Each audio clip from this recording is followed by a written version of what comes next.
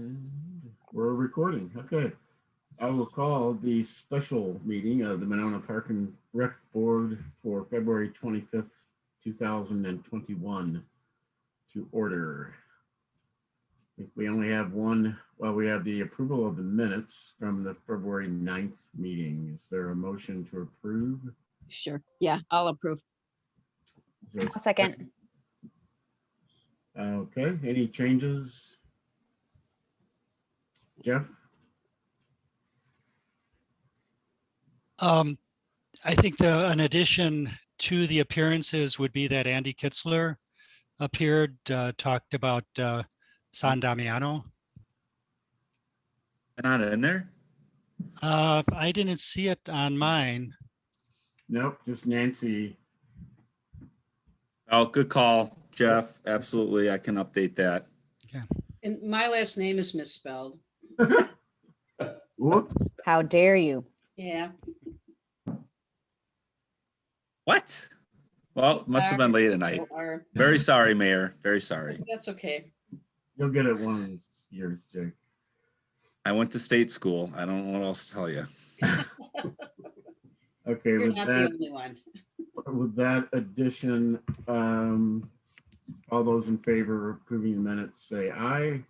Aye. Your hand, looks like. Aye, yeah. Any opposed? Motion carries. The minutes are approved. Back to the unfinished business is discussion, well, appearances. We have Helen Bradley from Madison B-Cycle here, and then we'll go on to the discussion of that B-Cycle installations. Jake, do you want to? Yeah, sure. Just wanted to introduce, have Helen Bradley here, General Manager from Madison B-Cycle. Little history. If you recall, the 2020 capital budget included city funding for the purchase and installation of B-Cycle with the intent that we would be looking at private investors for the installation and help with ongoing operational costs. Those discussions happened some in 2019 in the fall, and had conversations with some of the tenants of the current development near Grand Crossing Park. Financially, there wasn't necessarily agreement between what the city had for available funds and what the asking price from Madison B-Cycle was. Fast forward, did have some future email communication over the summer with COVID, not necessarily being able to meet in person. And that followed up with some discussions with Helen and some of the tenants at the current as far as options. And then that brought me back into the conversation, I think late fall of this year to kind of start talking through that process and what it might look like again. So asked Helen to be here tonight to answer any questions. I said I didn't think it was necessary to go through the presentation again that she had provided, but if you would like to hear from her, or at least to hear any parts of that presentation, and then talk about the latest proposal that we have. But I would turn it over to Helen to see if I misspoke or have any other thoughts on that. Thanks, Helen. No, that's great. Thank you. And thanks for entertaining us and having us here tonight. I also wanted to call out that Eric Elmer is joining us from Madison B-Cycle as well. He's our operations manager. So if you've ridden B-Cycle or are familiar with it, I'm sure you've seen Eric out and about in the field with our team of 9 techs that we have that work on our team as well. So yeah, I think Jake covered pretty much the synopsis of what's been happening. So we've been talking a lot lately about how, what it is that we need to do to be able to get this done and get B-Cycle stations in Monona this year. Hopefully in a couple weeks with our launch coming up March 15th, we'd love to be able to have a plan for Monona to be able to plan for station installs and add that onto our kind of operation schedule for the early spring. So I'm open to questions. I know I wasn't on the last call when Jake kind of presented our materials on our behalf, but if I can answer anything or Eric can answer anything, please throw questions at us or let us know what we need to kind of discuss. Okay. Well, yeah, thanks for coming tonight. And I think and I appreciate that you and Jake were able to sort of go back and look at the numbers and fine tune them a little bit. So yeah, I think, to me, it's not really an issue even. It just strikes me as it's an interesting business model to go to ask somebody, say, you will put our business installation on your property, but you have to pay us to do that. And that struck me as a little bit odd, but obviously, I mean, I bike a lot, and last year saw an incredible number of your bikes out and about. So, which was really encouraging to see that. And also a lot of people who probably don't ride very often or hadn't before. So, I don't know if anybody have specific questions. Would you like to hear her go through it, the presentation a little bit, or? Yeah, Jeff, I'm going to call you Ken. I know at some point. I know. Thanks for joining us, Helen. Kind of building on even what Doug was saying about it's a strange business model that you have. I guess I want to refer to the article that was in the Wisconsin State Journal, December 1st, 2020. And that was Madison Inc.'s 10-year deal with B-Cycle, Trek subsidiary, to add 100 bikes, new stations in 2021. And what really struck me with that article is that it states under the terms of the contract authorized by the council, B-Cycle is responsible for all costs of operation or operating the bikes and pays the city an annual fee of $250 per station.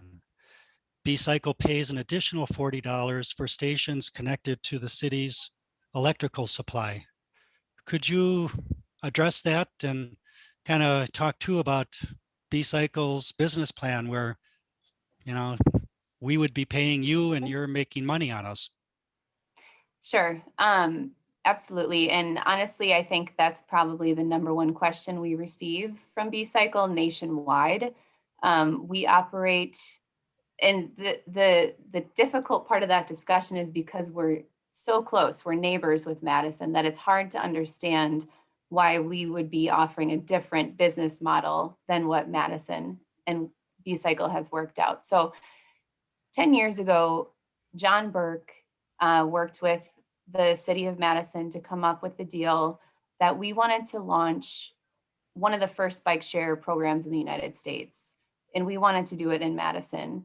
That was our time to kind of get our name out there, build the brand, build the awareness of bike share and what positive impacts it can have on not only the environment, people's mental, physical health, etc. So the initial structure of that deal was, let's get it on the ground. Trek's going to pay for all the costs because we believe in this so much that we want to just see it succeed and we want to see it get used by people. We want to get more people on bikes. 10 years later, things evolve, things change. That is not a sustainable business model.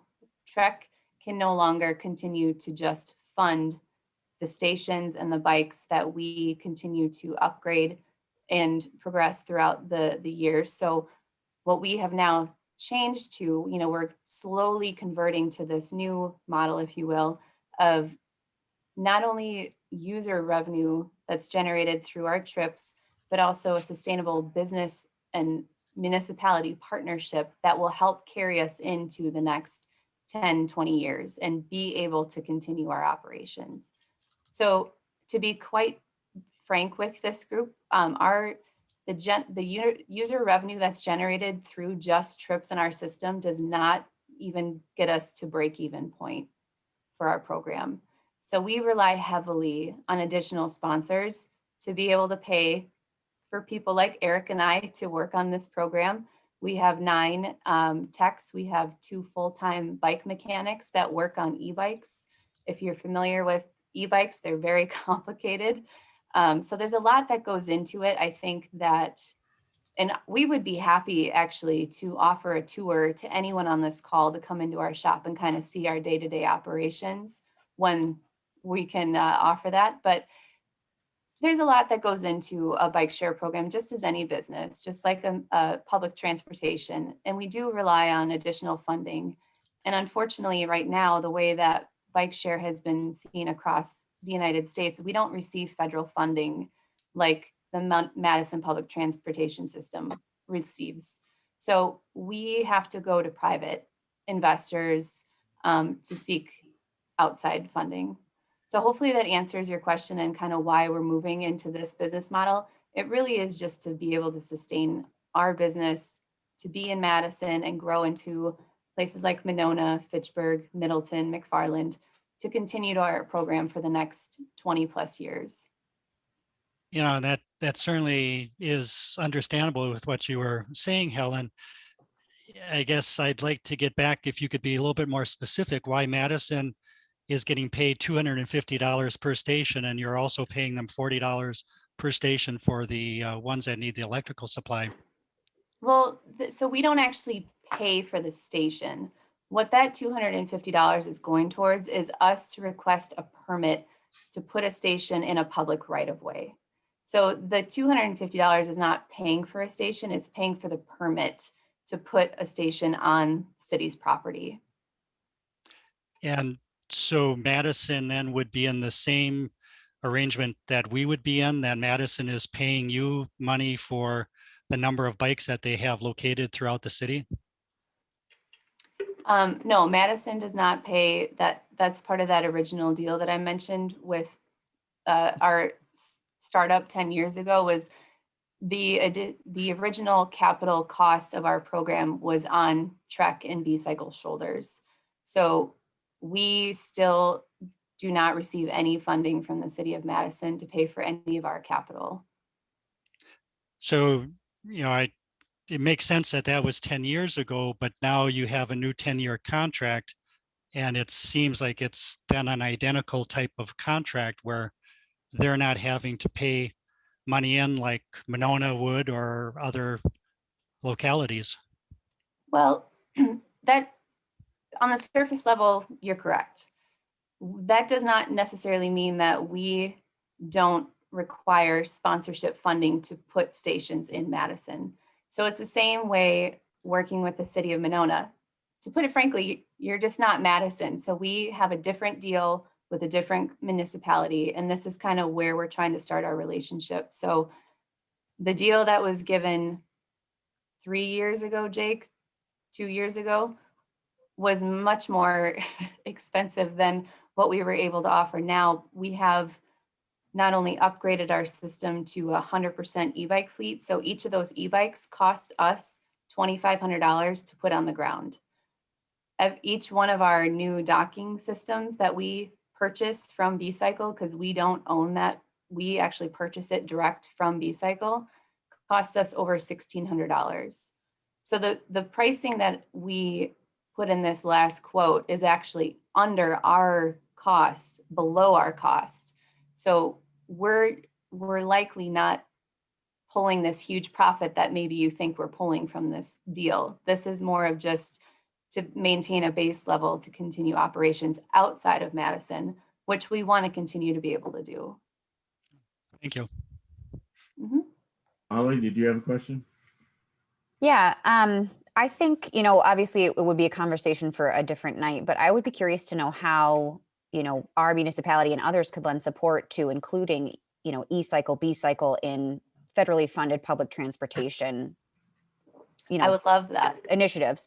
I'm wondering, I'm really excited about the project, so I'm less, I don't want to say I'm not concerned about the cost, because I think it sounds like through negotiation you've been very generous in bringing down the price. I'm wondering if, the idea is, am I correct that Monona is the first non-Madison municipality to be having the e-cycle stations placed? In Dane County. In yes. Dane County. So Yep, B-Cycle nationally has 36 different locations, but those are also run by municipalities or non-for-profits. got it. So I think it just may be food for thought in the future if, sort of like as a cooperative model, if more municipalities in Dane County Yep. participate, that would, in theory, even out the costs for us. Is that, potentially a possibility for the future?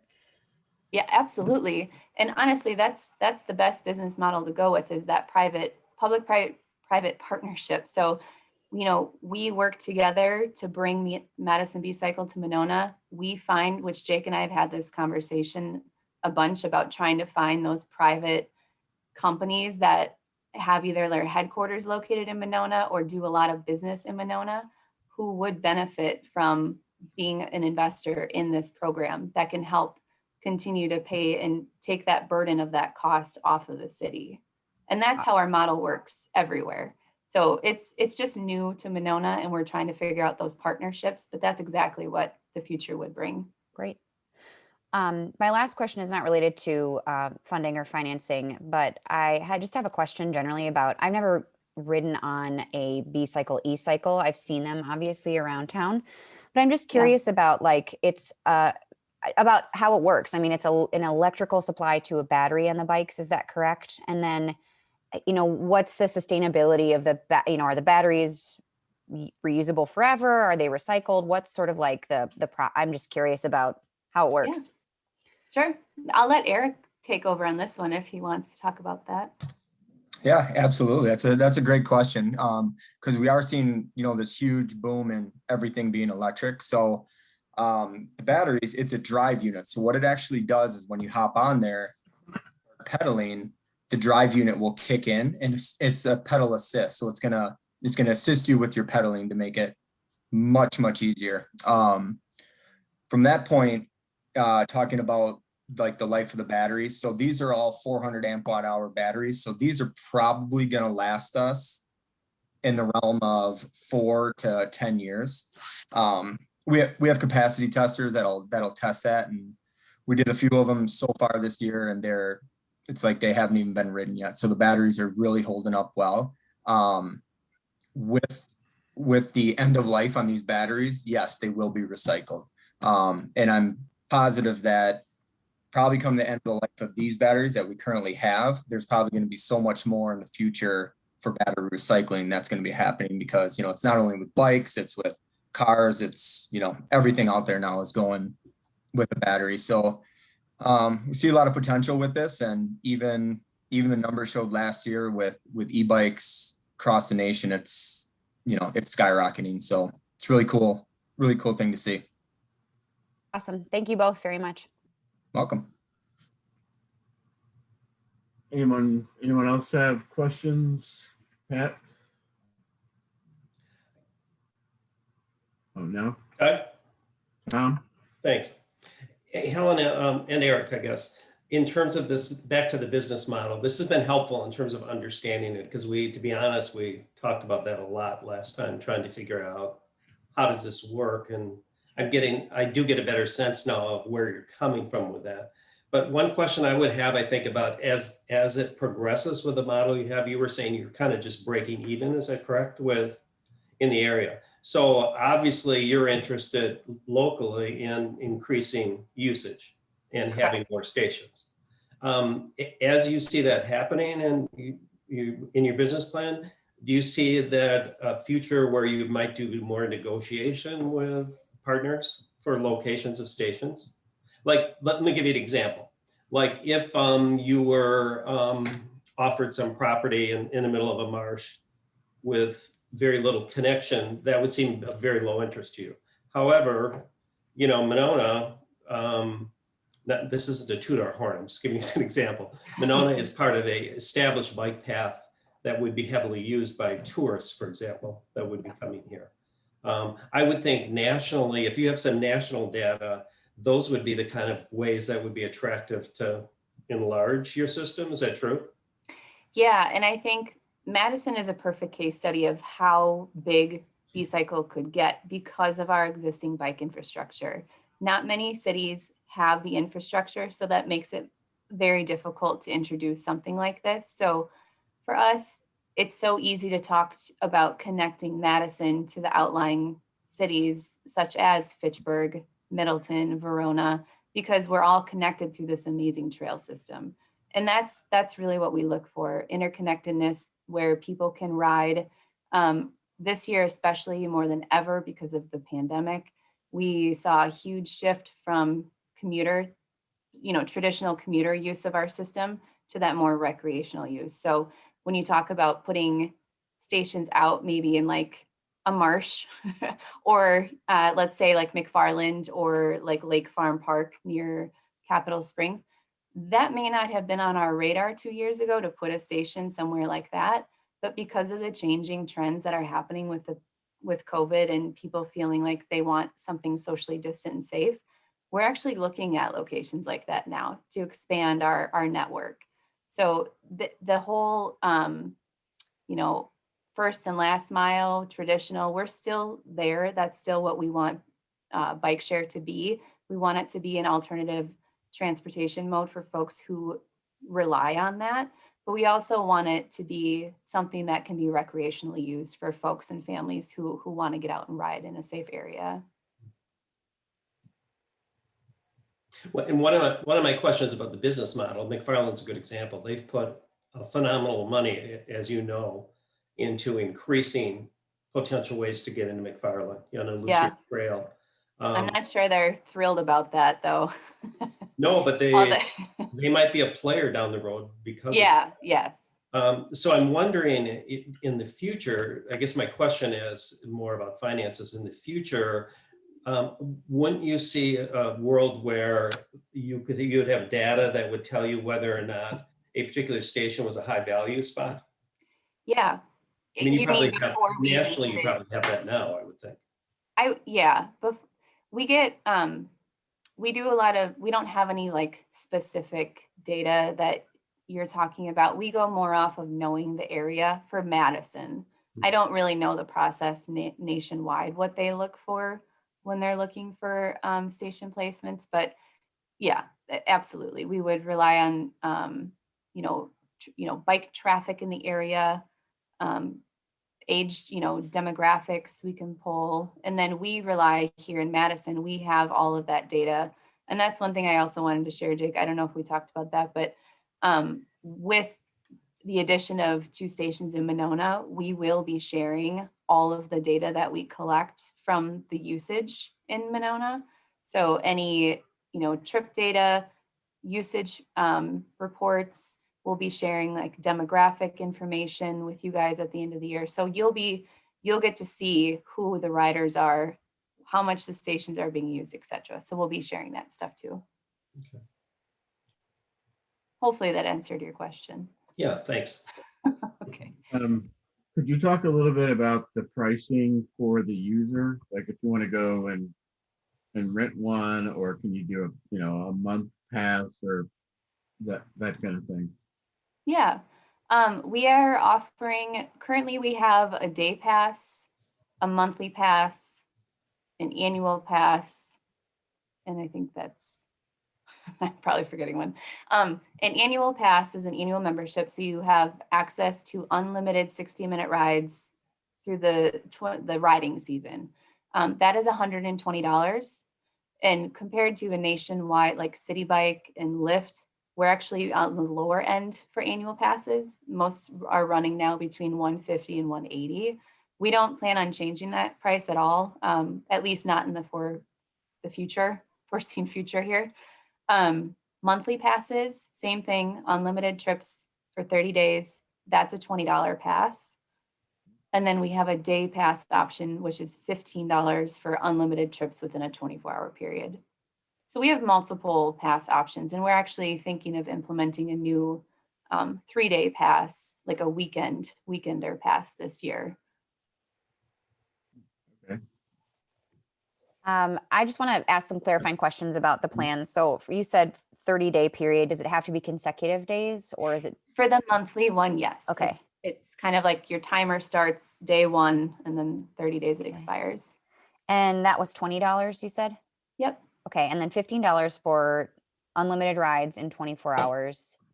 And You said 60-minute rides. So is that Yes. just the lifespan of the battery on the bike essentially is do you have to turn it in after 60 minutes for any specific reason or?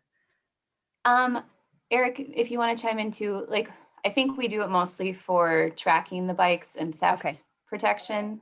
And then also probably e-battery, like if you need to exchange, but Eric, go ahead if you have anything else on that. Yeah, absolutely. No, good question. So yeah, that battery lasts way longer than 60 minutes. They are generally averaging out between the 250 to 300 mile, or excuse me, 300-minute mark.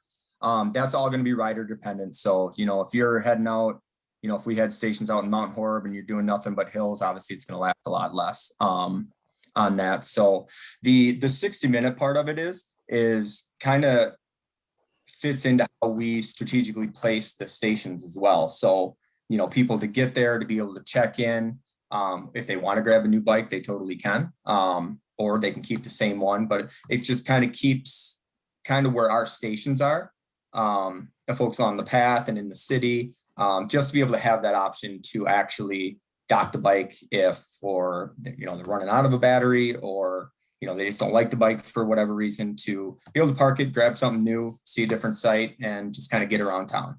Okay, so in theory, you could check in and then keep riding for the rest of the afternoon kind of, okay. You bet. Yep. So as long as you don't, so what generally happens is, you check in at 59 minutes or 6 minutes, you're good to go. You check in at 61, it's just a 3-minute or a $3 charge per 30 minutes that you don't. So if you decided to go from Monona to, Middleton and back without checking in anywhere, depending on the time it took, it's just that additional charge that's placed on there. And it's as easy as that. Okay, cool. Thanks. You're welcome. Jeff? Question regarding kind of moving the bikes to a different place. My wife has an electric bike, and let's say I wanted to bike with her out on the Glacier Drumlin Trail. Could we put an electric bike, the B-Cycle, and her bike on our bike carrier, go out to Cottage Grove and ride that trail, and then return it to where we picked up the B-Cycle? The way that our system is set up currently, likely not. We do require the check-in at 60 minutes. So if you could do your trip and check a bike in after 60 minutes, it would work. But we don't do long-term rentals like that at this time. So there are other systems where you can check out a bike for 24 hours and you never have to check it back in. But Madison doesn't function in that way currently.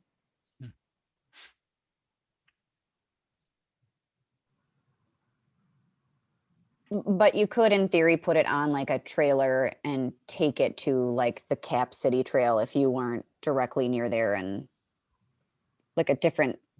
Yeah, I mean, I don't want I to probably discourage wouldn't, that. but like I just didn't know if that's like Yeah, I'm not planning on it. I just wanted to ask the question. So yeah, no, I get it, and that's kind of our goal with like finding locations like Monona, like McFarland, like Fitchburg, where we're kind of filling in that outer area where people maybe who don't live in the downtown area or around can still utilize the system without having to be here. So the idea is to find locations like that where you could maybe park, hop on a bike, ride the trail system, and then go back to your car.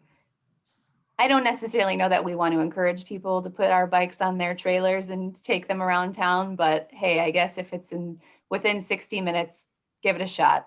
Let's see how that goes. So if you wanted to say pick up a bike at Schluter and ride it down to Grand Crossing and get something to eat, did you check your bike in when you get there, go eat, and then come back and check another one out for another 60 minutes? Yep. Okay. That's essentially the basis of how it works. And what's great about Monona being part of the Madison network too is that Eric and his team, handle all of the operations of the system. So we have, like I said, a team of 10 who are constantly monitoring our operations map, seeing where we have fewer bikes, seeing where we have stations that are full. And every day throughout the day, they're going around in what we call balancing stations. So they're likely, I mean, there should always be a bike available to you to use. And if you ever run into that issue, Doug, where if you went to have lunch at Buck and Honey's and let's say there aren't any bikes when you get done eating, we can send bikes right, like we always have someone driving around who can bring bikes over to you. We have an 800 number on our stations and our bikes that will come directly to us.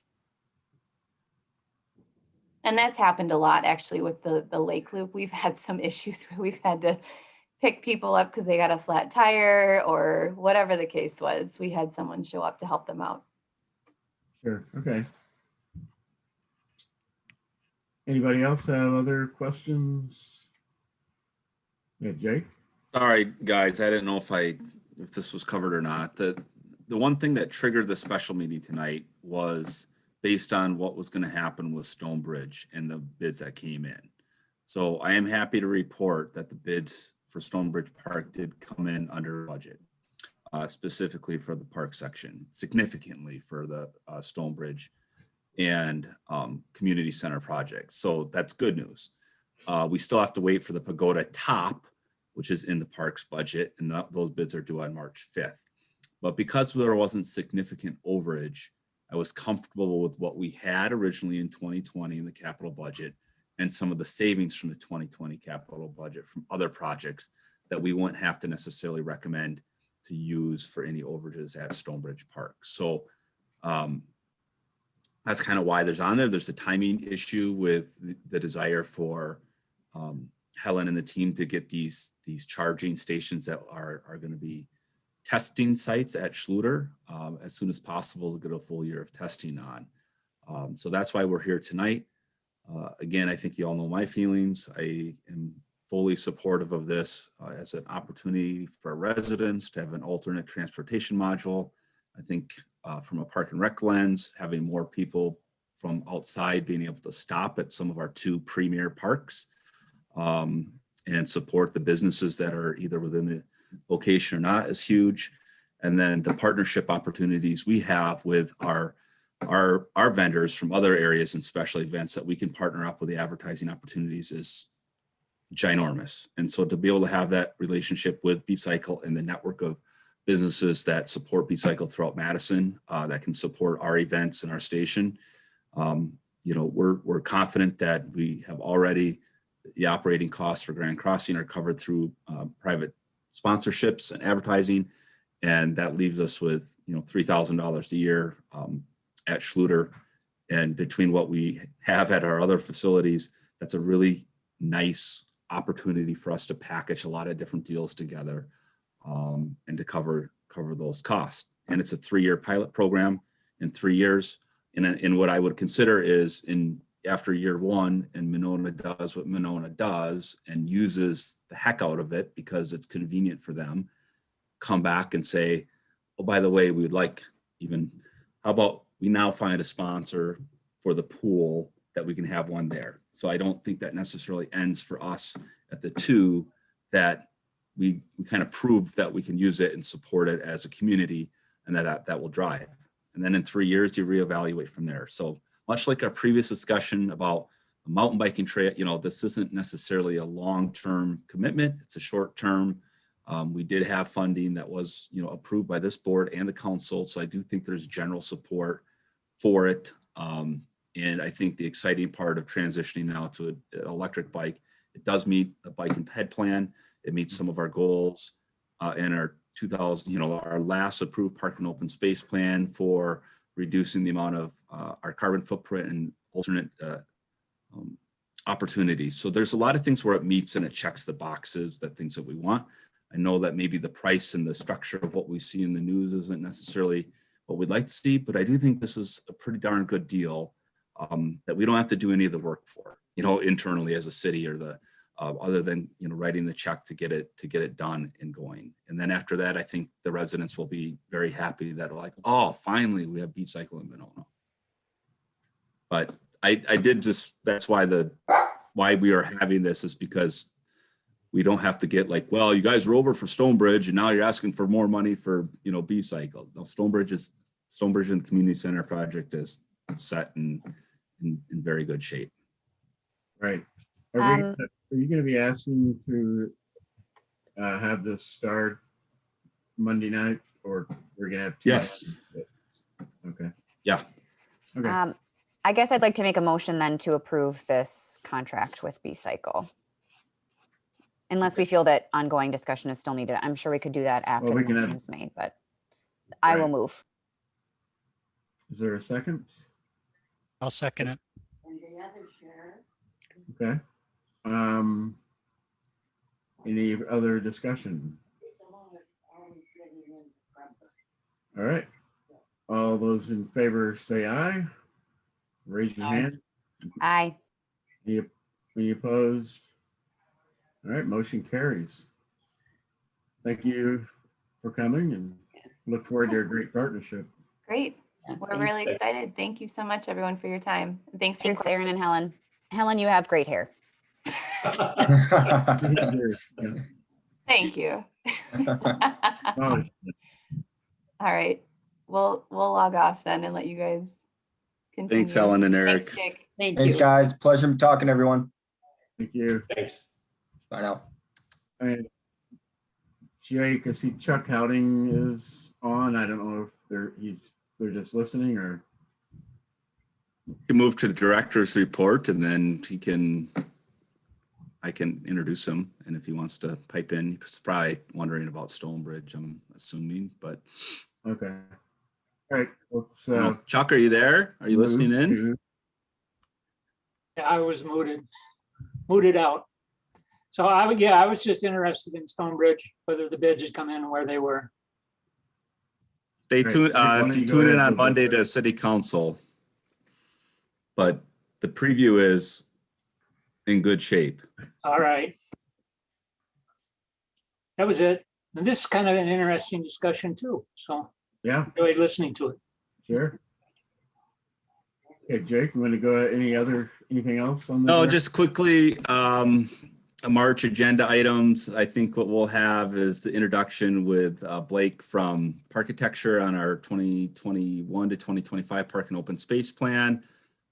We don't have to like rush through it. We'll have an extension for DNR when we apply for our stewardship grant application.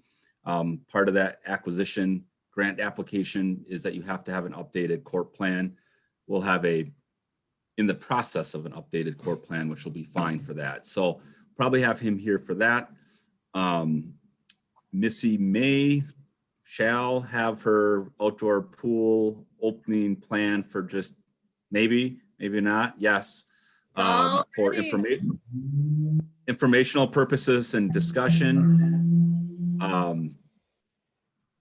And I think we'll have a couple proclamations that we normally have, but so that's what we're looking at. And then the final decision from Park Board, at least for the mountain bike trail. Also the appearance for Special Olympics at Schluter. Yes, and a special event. Yes, so the special event ordinance still needs to be finished, and we've been talking with multiple groups that have been wanting to use Monona and trying to sway them from not this year in lieu of not having this ordinance done yet. But we do have one that has picked a date that still wants to try to move forward with it. So still unknown with other large special events. I've reached out to the Monona Festival to see if they have any planning for a 4th of July or later in the summer. We believe the Memorial Day Parade will not be able to have their event with capacity restrictions at this point. And so I do think that the parade committee is looking at alternatives that comply with public health orders, but certainly it won't be in the normal fashion that we've seen in the past for that event. So with county health orders, we still have 2 more 2 more before summer. So who knows as far as what the capacity numbers are going to be. But it's for these bigger events, I still don't see, 1,000+ person event happening this summer in Dane County. So we're trying to work with some of these other events, the races, the runs, but we have seen an uptick in kind of this discussion with nonprofits and fundraising groups that are trying to use facilities. So I think we're pretty close on our special event ordinance policy that we probably just need to get it through, knowing that it may not be perfect, but we need to get something on the books to start addressing this influx of requests that we're going to have.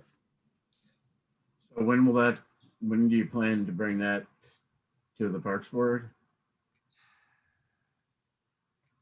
Well, I would have liked to have done it before this request came in, but that's not gonna, I will probably attach what we have for review for this request, and then most likely it'll be at the April meeting.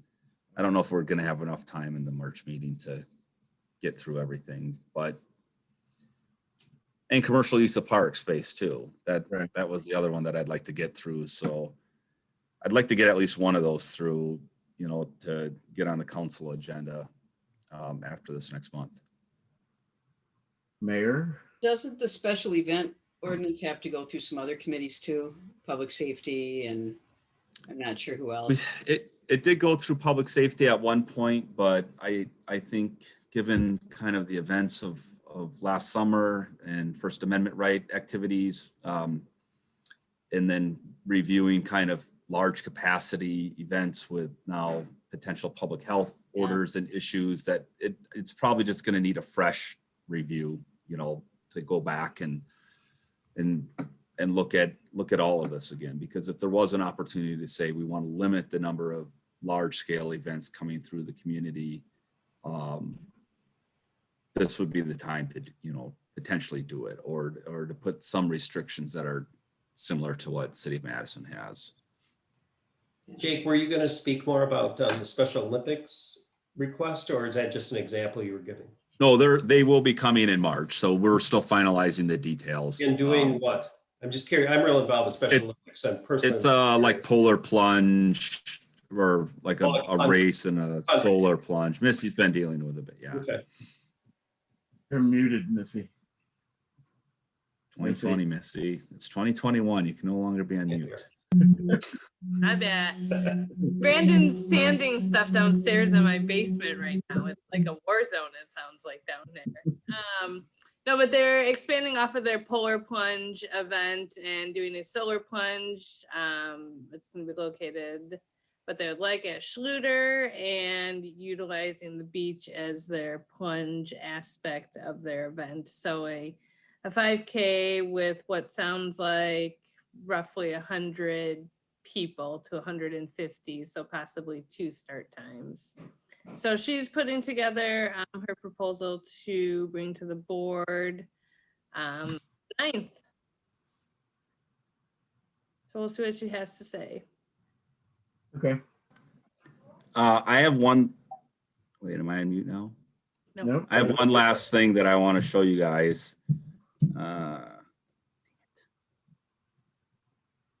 Do I not have it?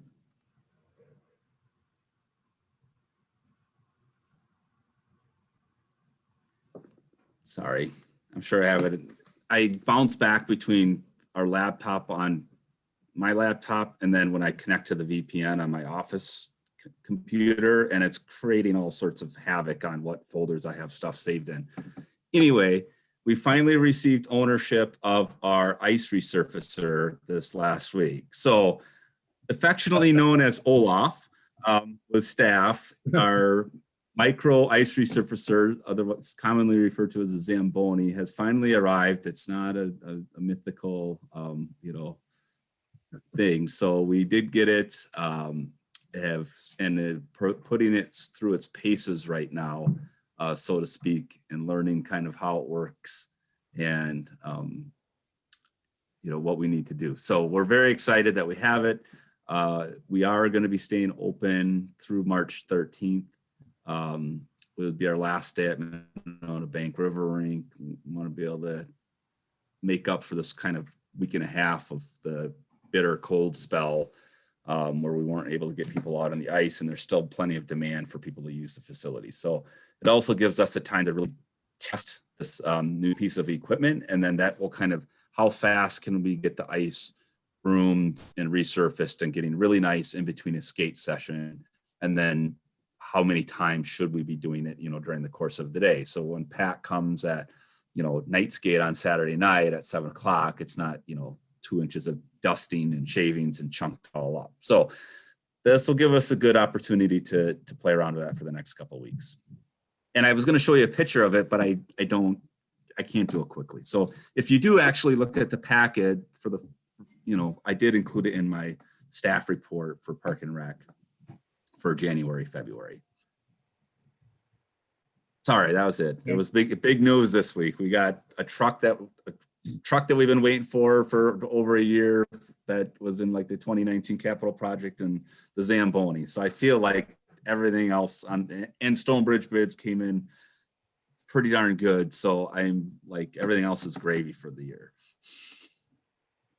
And when does the park board members get to drive the Zamboni? Whenever you would like. That was my question too. After the mayor, Yes. of course. Yeah, well, in the next 2 weeks, you bet just, mornings are better.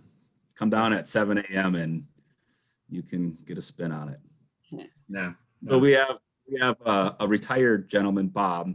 He's wonderful. He's close to my dad's age, let's just say that. And he's been working for us since the spring of 2019 in the seasonal role. And he comes down every day. He sweeps off the ice, and then he hand scoops all the shavings over the side and then hand floods it, with the assistance of Dan and Emily. And so the smile on his face this morning as he's driving around on this little Zamboni was priceless. He was very happy camper that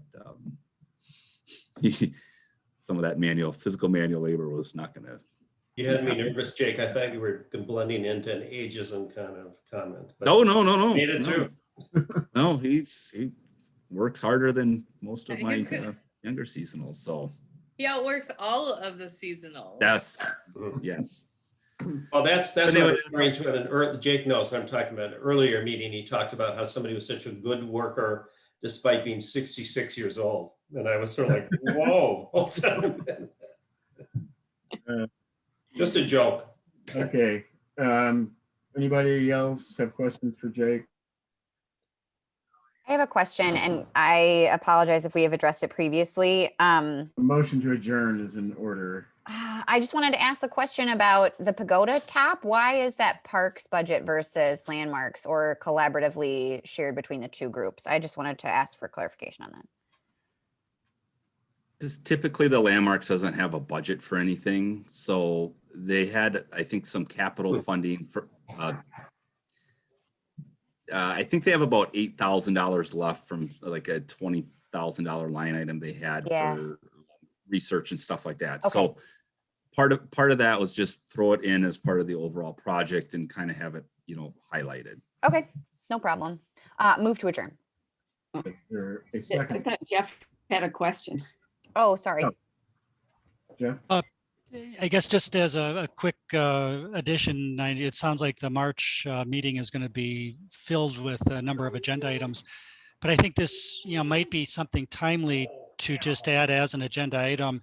And that would be recognition plaques for people who donate trees. And I'm thinking, Kathy and Greg Anderson donated the tree at Arrowhead.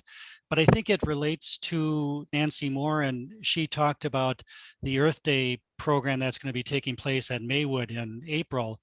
And it may encourage people to donate some trees to parks if they can see there's going to be a plaque that will give them some recognition, or it can be a tree given in kind of memorial to an individual.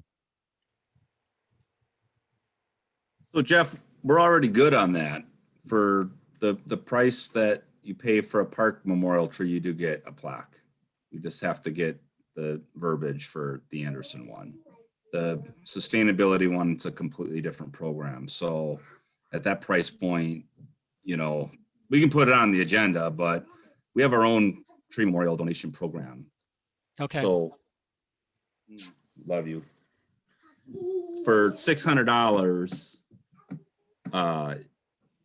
for that donation amount, you get the size tree and a donation plaque. Typically, we haven't gotten that level necessarily for some of our trees, so we haven't had the donor plaques. Okay. But donor recognition is, I think, a longer term, yes, discussion point to have over the merits of it and value and things like that. Absolutely. Okay. Well, we have Molly made a motion to adjourn. We don't have a second, though. Second. I'll second. Oh, Everybody wants to. All in favor of adjourning, say aye. Aye. Anybody opposed? We are adjourned. Thanks, everyone. Yeah. yeah, thank Thanks you. again. Thanks. Bye. Just a note for